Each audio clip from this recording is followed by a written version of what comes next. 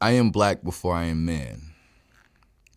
Man before I am father. Father is what I chose, but God said no, so I am everything I had no say in. I am black every day. Man right after puberty, father for 8 months and 12 days before God said, hey, I changed my mind, and mind you, I have yet to hear his voice.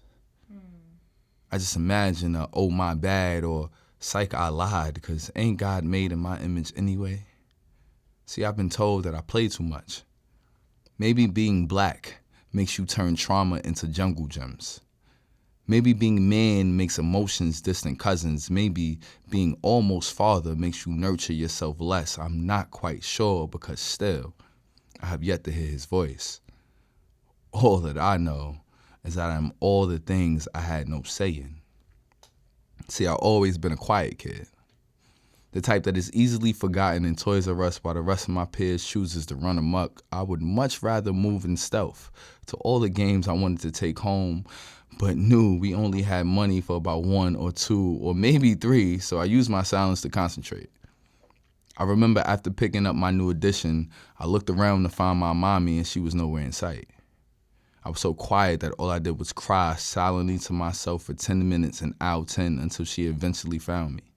See, there are some instances that can change the qualities of quiet. In those times, I pray for borrowed voice.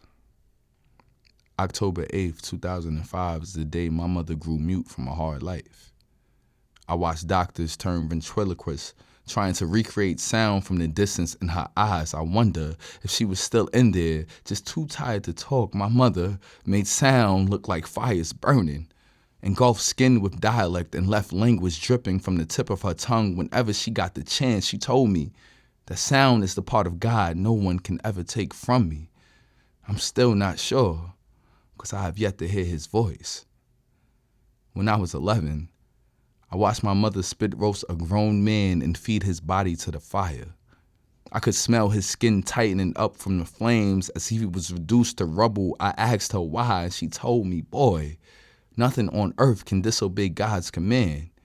She made me speak when silence was sheltered in storms and told me to talk to the mirror with authority, even being all the things I had no say in.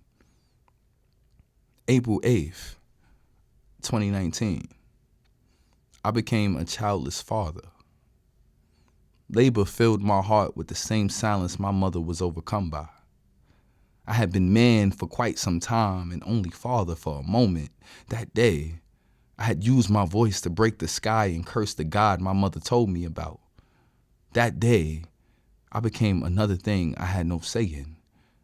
That day, my own silence returned eager to provide shelter in this storm. On that day, I learned that my daughter is just like her father, quiet. I wonder what she sounds like.